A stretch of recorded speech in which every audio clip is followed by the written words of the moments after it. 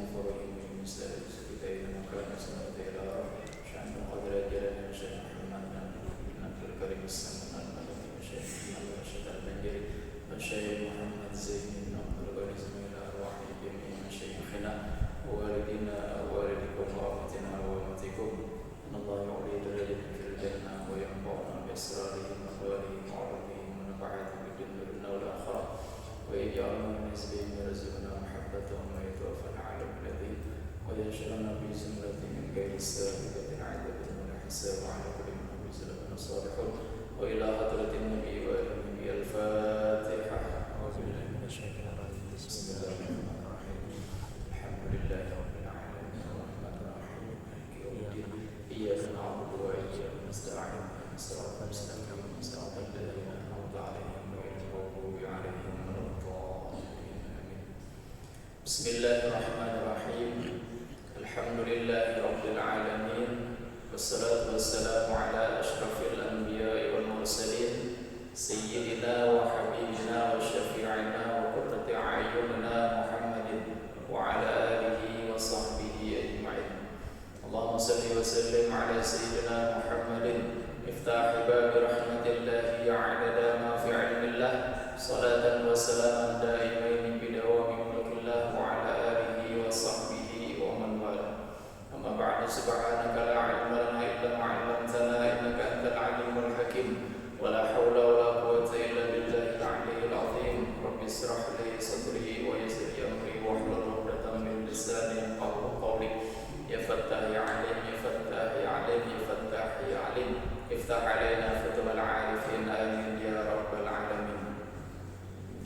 Alhamdulillah, segala puji dan syukur kembali kita panjatkan kehadirat Allah Subhanahu wa taala.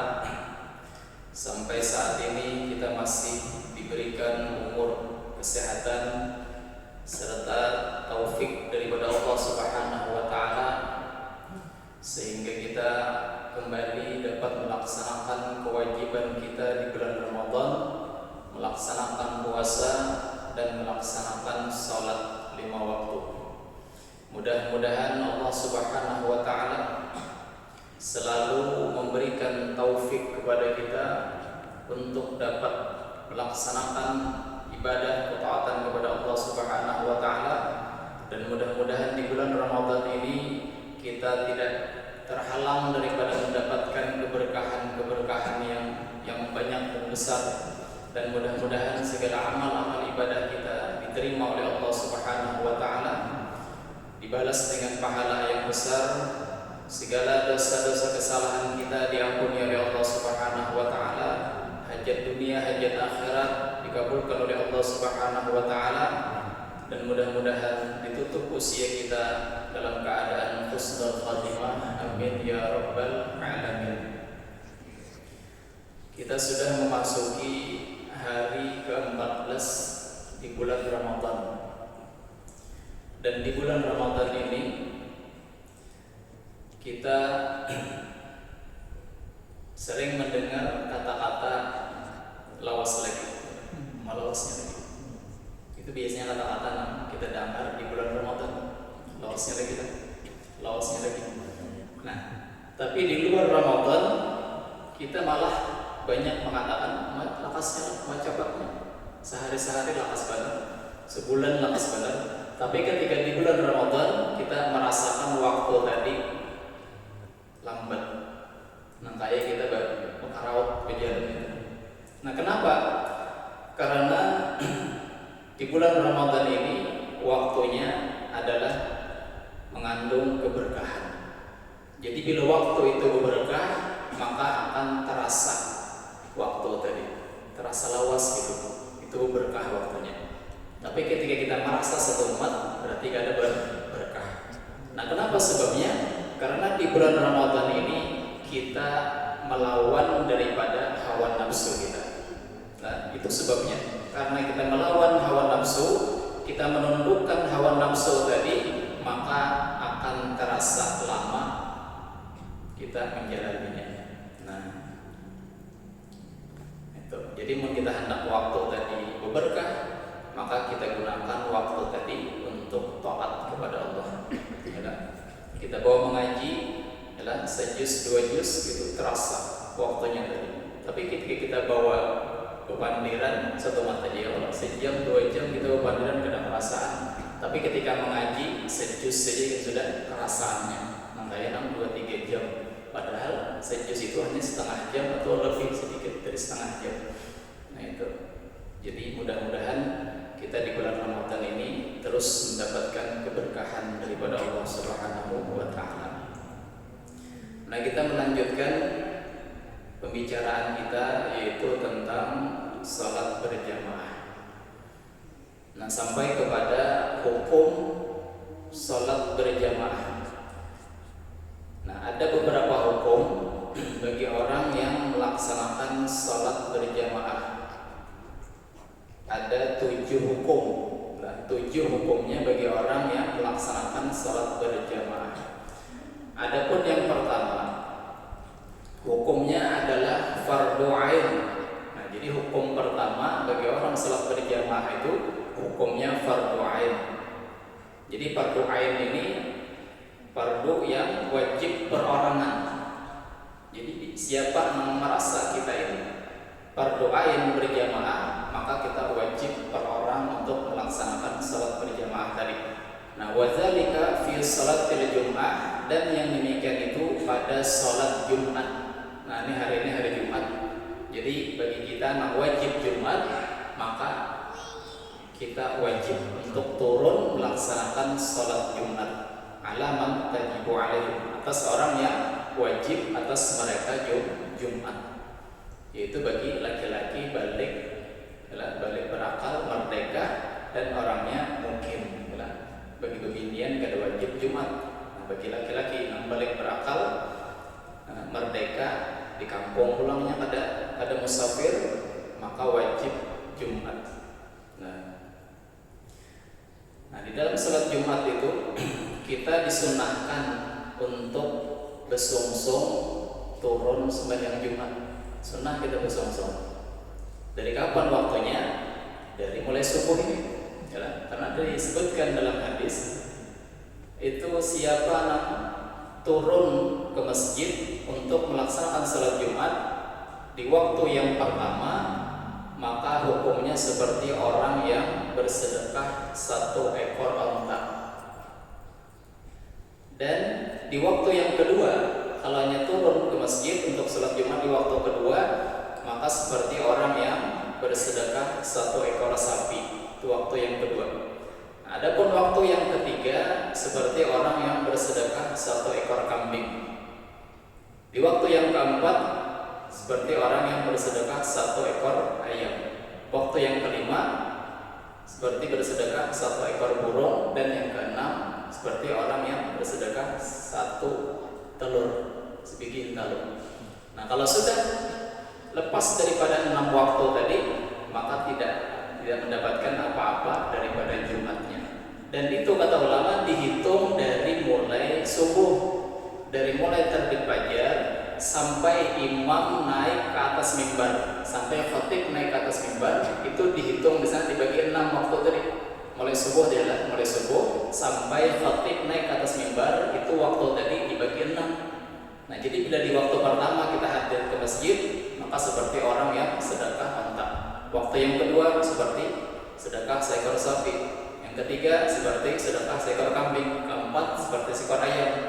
Kelima seekor burung, dan keenam seperti sedekah entalo. Nah, biasanya kita turun ke masjid itu di waktu yang mana? Kita enggak waktu yang mana biasanya? Paling kadang-kadang kita hendak masih dapat, itu jangan sampai kita turun ke masjidnya khatib sudah naik atas mimbar, ya kan? Nah, itu yang penting. Mungkin kebanyakan kita ya Allah cuma ngambilin talo aja, kebanyakan ngambilin talo ini aja, ya, masih mending ya lah, masih dapat kira apa, ya kan? Nah, jangan kita menuruti imam, ya Allah, imamnya lambat ya, kita berlambat juga, itu kan ada paham merenya, ya kan? Malahan imam itu disuruh berlambat ke masjid. Itu sunnah bagi imam, bagi orang yang jadi imam, jadi khatib, itu sunnah baginya mengakhirkan sampai ibaratnya sudah paruh waktu waktu sholat Jumat tadi.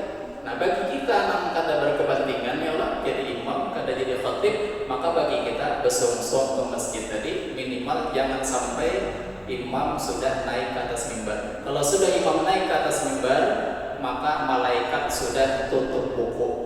Jadi malaikat itu mencatat, oh ini si fulan datang, catat. Sampai imam naik ke atas mimbar, maka sudah malaikat tutup buku. Jadi siapa yang terlambat, tidak ada apa-apa sudahnya, tidak masuk catatan. Cuman punya hadir artinya tetap menggugurkan kewajiban, ya lah. Jangan juga misalkan imam sudah berkhutbah, baik pakai sudah pulang ke masjid. Nah itu artinya malah banget lagi ya Allah. Tapi punya hadir juga paling kadang menggugurkan kewajiban dulu. Tapi punya hendak dapat pahala yang banyak tadi, maka bersungsung. Nah, tapi mun kita adalah kita disubuh nih Allah ke masjid. Kita ini hendak niat kita hadir sholat subuh atau hendak hadir sholat Jumat. Teman kita hendak hadir sholat Jumat, maka biar jangan bebulikan kan sampai Jumat dapat pahalanya saya korontak. Tapi binian bulikan lah, jangan bertahan. Nah, amun kita cuma sekedar niat untuk menghadiri sholat subuh, maka kada dapat dari fadilah menghadiri sholat Jumat tadi. Nah, kada dapat juga. Nah, jangan bulikan kita meniat dapat fadilah di awal waktu menghadiri sholat Jumat. Nah itu hukumnya adalah fardu ain, kan? Jadi bagi kita laki-laki yang wajib sholat Jumat itu kada kawa diwakilkan yang lain. Yang lain kada kawa menggugurkan kewajiban kita. Nah, itu yang pertama, hukum sholat berjamaah. Nah adapun yang kedua adalah fardu kifayah. Nah ini yang kedua, hukumnya fardu juga, wajib juga, cuma fardu kifayah. Fardu kifayah ini artinya bila sebagian orang sudah melaksanakan, maka yang lain gugur kewajibannya. Nah, kita misalkan kadang-kala sembahyang di masjid, kita sembahyang di rumah, dan di masjid ada yang melaksanakan sholat berjamaah, maka bagi kita yang kadang-kala hadir ke masjid melaksanakan sholat berjamaah, maka gugur kewajiban kita untuk melaksanakan sholat berjamaah. Itu arti fardu kifayah. Fil maktubat pada sholat wajib ala rijalil akhrar, atas laki-laki yang merdeka. Syaratnya laki-laki merdeka, al mukimin yang mereka mukim, mereka dalam di kampung itu kada kemana-mana. Alal mu'tamad anda Nawawi, atas pendapat yang mu'tamad, pendapat yang kuat menurut Imam Nawawi. Nah, liqaulin Nabi sallallahu alaihi wasallam, karena ada sabda Nabi sallallahu alaihi wasallam, ma min salasatin fi qaryatin aw badiyatin la tuqamu fihimul jama'atu illa istahwadha alaihim syaitan. Tidak ada daripada 3 orang daripada sebuah kampung atau pelosok desa atau kampung badui yang tidak dilaksanakan jamaah bagi mereka kecuali menguasai atas mereka itu oleh syaitan. Jadi bila di kampung itu tidak dilaksanakan sholat berjamaah, maka kampung tersebut dikuasai oleh syaitan. Apa artinya? Artinya kampungnya bahantu. Rancang kita mendengar loh kampung angker. Bahari di mana di belakang di Gunung Mendera atau dari kisahnya.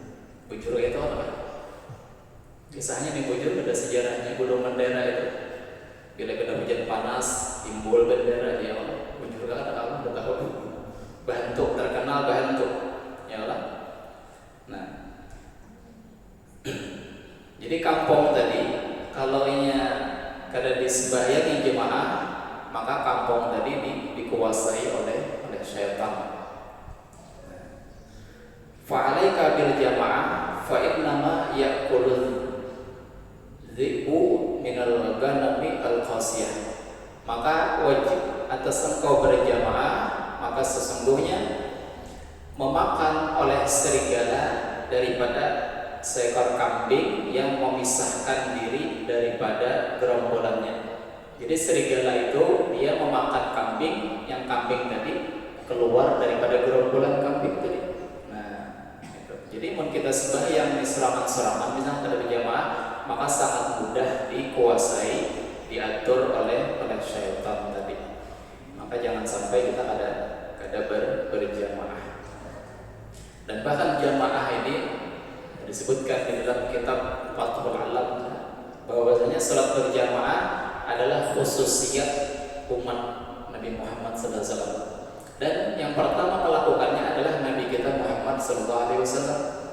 Ya, dan kita umatnya ada namanya dapat keutamaan yaitu di berjamaah tadi. Kalau umat dahulu kan ada berjamaah, tapi kita umat Nabi Muhammad SAW itu diberikan keutamaan istimewa oleh Allah Subhanahu Wa Taala berjamaah tadi. Nah, itu hukumnya fardu ain adalah atas muktamad pendapat Imam Nawawi. Tapi dengan syarat bihaisu yadharu syiar, dengan syarat sekiranya nampak oleh syiar.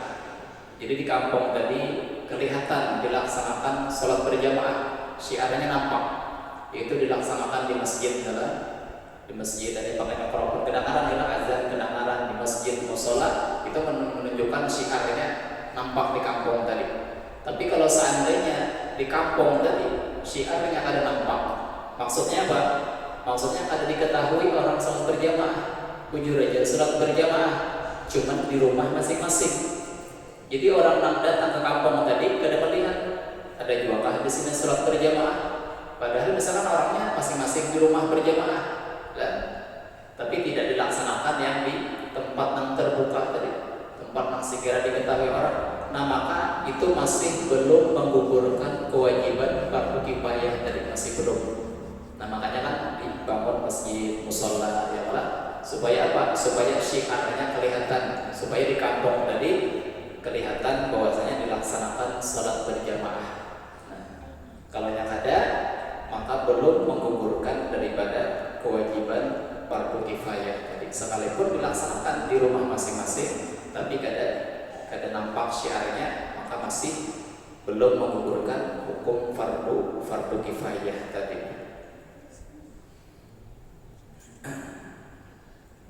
Nah itu penting dalam sholat berjamaah, jangan sampai kita meninggalkan kalau tanpa ada uzur apa-apa, jangan meninggalkan sholat berjamaah. Karena kalau di masjid kita di rumah, ya di rumah lawan anak atau lawan istri, lawan keluarga di rumah berjamaah.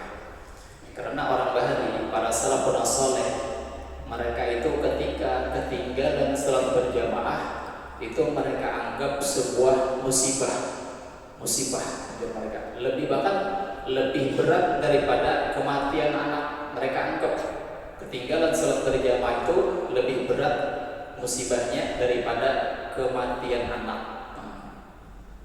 Pernah dahulu diceritakan ada seorang daripada salafun as-saleh yang mana dia selalu rutin di dalam melaksanakan sholat berjamaah, tidak pernah ketinggalan. Nah suatu hari beliau berjalan-jalan ke kebun, melihat kebun sirih, mungkin kebun sawit kayak kebun apakah, menyiangi atau memberasih kebun atau memupuk atau menyiram dan sebagainya. Lalu kemudian setelah sirih keluar dari kebun tadi, pulang ke rumah, hendak niat sembahyang berjamaah di masjid, sekalinya orang sudah tuntungan sholat berjamaah, ketinggalan sirih sekalinya. Nah, karena sibuk di kebun tadi, sekalinya ketinggalan sholat berjamaah. Maka ujar sirih, inna lillahi wa inna ilaihi raji'un. Inna lillahi, musibah bagi aku karena ketinggalan sholat berjamaah. Maka ujar sirih di hadapan orang-orang ketika itu, saksikan oleh kalian, ujar sirih, saksikan oleh kalian semua bahwasanya kebunku ini menjadi sedekah kepada orang fakir miskin. Langsung disedekahkan sidin kebun sidin tadi kepada orang fakir miskin. Kenapa? Karena kebun sidin ini sidin anggap melalaikan sidin daripada melaksanakan sholat berjamaah. Itu orang bahari itu. Mun kita ya Allah, pastilah ke kebun kada sembahyang. Nah, ini bukan musibah lagi, ini azab namanya. Ya, pastilah ke kebun supaya kada sembahyang. pulang ke kebun misalkan besokan bulik sore, sembahyangnya di rumah aja, juhur asarnya digawe waktu maghrib aja. Nah, kayak apa itu ya Allah, kada berkah jadinya namanya usaha kebunnya kada berkah. Jangan sampai panilah kita menyedekahkan kebun tadi. Ya paling kada kita ini jangan sampai ketinggalan sembahyang bareng. Sekalipun kita sibuk juga di gawian, ialah di kebun atau dimanapun, yang penting jangan meninggalkan sholat tadi. Sekalipun sendirian, itu kita zamannya belayan sudah ini. Kalau zaman bahari memang, ialah karena lingkungannya juga mengaruhi, ialah sehingga orang yang ketinggalan jamaah tadi, ibaratnya itu musibah, dianggap musibah. Tapi kalau kita ini kan mungkin agak beda sedikit. Yang penting jangan meninggalkan sembahyang. Begawi misalkan meninggalkan sembahyang, nah, itu apa namanya? Yalah, salah paham ya. Begawi artinya wajib juga jadi orang. Begawi wajib menafkahi anak istri, wajib begawi. Cuman kata ulama artinya wajib itu setelah mengerjakan kewajiban. Al-faridah ba'dal faridah. Memang bekerja wajib, tapi ada kewajiban yang utama, yaitu sembahyang 5 waktu. Baru kita melaksanakan kewajiban yang lain. Nah, jadi perhatikan ya waktu kita. Kalau bisa kita rutin berjamaah, alhamdulillah. Yang paling kada kita jangan sampai lalai daripada sholat 5 waktu. Kemudian yang ketiga, hukumnya adalah mandubah, sunat. Jadi berjamaah itu ada hukumnya sunat, yaitu fin nawafili allati tushra'u fiha jamaah, pada salat-salat sunnah yang disyariatkan berjamaah. Contoh kalaidan wal istisqa wa jama'atin nisa, seperti salat 2 hari raya dan salat istisqa dan jamaah bebinian. Jadi bebinian misalkan salat berjamaah sesama bebinian itu hukumnya sunat saja, dalam hukumnya sunnah. Nah, yang lainnya seperti misalkan kita di bulan Ramadan melaksanakan salat tarawih dan salat witir berjamaah, itu juga disunnahkan. Kata Nabi, man shoma Ramadan wa qamahu imanan wa ihtisaban ghufira ma taqaddama min dhanbihi wa fi riwayatin wa ma ta'akhkhara. Barang siapa yang berpuasa di bulan Ramadan dan melaksanakan sholat malam ini mengatakan sholat tarawih, sholat malam, sholat tarawih, maka akan diampuni dosanya yang telah lalu. Ada yang mengatakan riwayat dosa yang akan datang. Nah, tapi pentinglah kita sembahyang tarawih ya Allah, dan harus sesuai dengan syariat dalam sembahyang. Jangan kita sembahyang tarawih cuman kada pas syariatnya, misalkan terlalu cepat. Nah, diperhatikan kita jangan sampai kita salat tarawih terlalu cepat, 20 rakaat tuntung 7 menit. Enggak ada kelihatan lagi hurufnya ya Allah. Ini bukannya sembahyang, malahan sembahyang itu melaknat lawannya. Ini baca Quran cuman salah-salah dalam membaca, bukannya dapat rahmat, tapi malah bacaan yang kita baca itu melaknat lawan kita karena salah, ada sesuai dengan makhraj hurufnya. Nah, memang kita ada dilarang cepat, memang boleh cepat, cuman jangan sampai bacaannya tidak tersalah, keluar daripada makhraj hurufnya ada pas. Ada apa cepat tadi supaya dapat keutamaan tadi. Kemudian yang keempat adalah mubah aja, boleh aja. Artinya digawi berjamaah boleh, serang-serangan boleh juga. Apa itu? Fit nawafili allati la tusra'u fiha jamaah, pada salat-salat sunnah yang tidak disyariatkan berjamaah. Contoh duha war rawatib, seperti salat duha dan salat rawatib. Kita adalah misalkan amun kita sembahyang duha dan sorangan kada tagawi, amunnya berjamaah tagawi, maka maka boleh berjamaah, boleh aja lah. Cuma dalam pahala tetap karena dapat pahala berjamaah kalau tidak. Cuman boleh aja. Misalkan kita hendak mendidik anak supaya anak ini terbiasa sholat duha, kita bawa ya anak kita berjamaah sholat duha, ya kita berjamaah sholat rawatib, ba'diyah, qobliyah, kita berjamaah supaya apa? Supaya membiasakannya sembahyang sunat-sunat tadi. Nah itu caranya. Tapi hukumnya kan dapat pahala kita berjamaah tadi, artinya hanya boleh-boleh aja. Tetap pahalanya masing-masing. Apa aja dalam sholat duha, sholat rawatib, dan sholat-sholat yang tidak disunahkan berjamaah itu boleh berjamaah. Atau sholat witir di luar Ramadan. Kita di bulan Ramadan disunahkan sholat witir berjamaah, ya Allah. Tapi ketika di luar bulan Ramadan tidak disunahkan lagi berjamaah, masing-masing kita sholat witir. Nah makanya di bulan Ramadan ini artinya kita berjamaah tadi supaya kita membiasakan di luar Ramadan kita tetap melakukan sholat witir, ya kan? Sholat witir. Kemudian yang kelima, khilaful aula, menyalahi yang utama. Apa itu? Idza kanat sholatul imami adaan wal ma'mum qada'an wa kadzalika al-aqsu.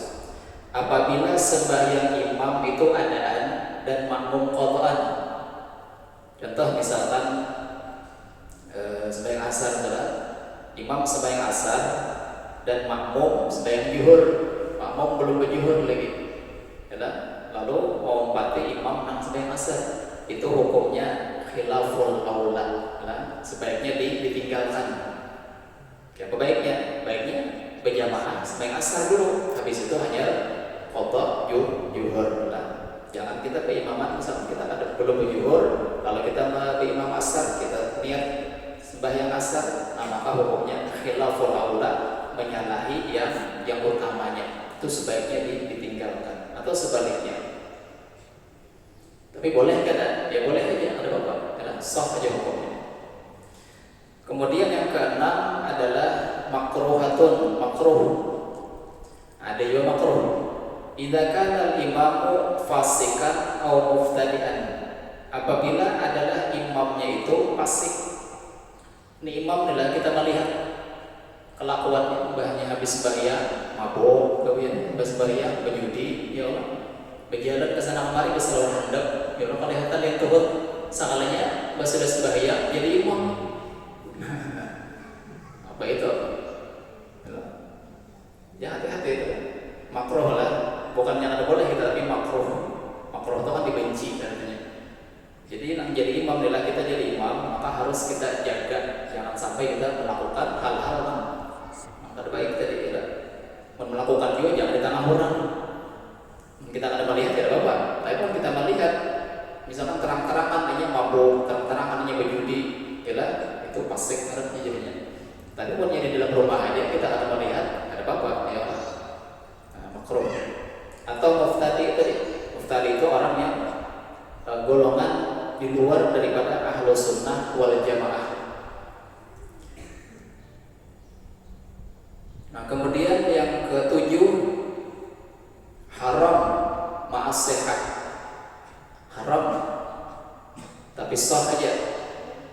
Idza kana fi ardil magsubah, apabila adalah sembahyang berjamaah tadi di tanah rampasan. Misalkan si A, si B, misalkan mengangkat tanah orang, ya, mengakui tanah orang ke tanah rampasan. Lalu ya sembahyang di situ, atau misalkan mbahnya merampas tanah tadi, diolahnya langgar, sembahyang di situ orang itu hukumnya haram. Tapi sah aja. Hati-hati ya Allah, tanah-tanah kena sengketa adalah antara jelas mengambil tanah orang disembahyangi di situ hukumnya haram, tapi sah saja.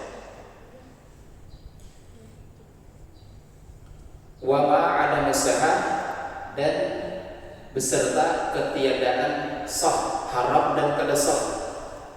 Idza ikhtalafa nazmus sholati, apabila berbeda aturan salatnya.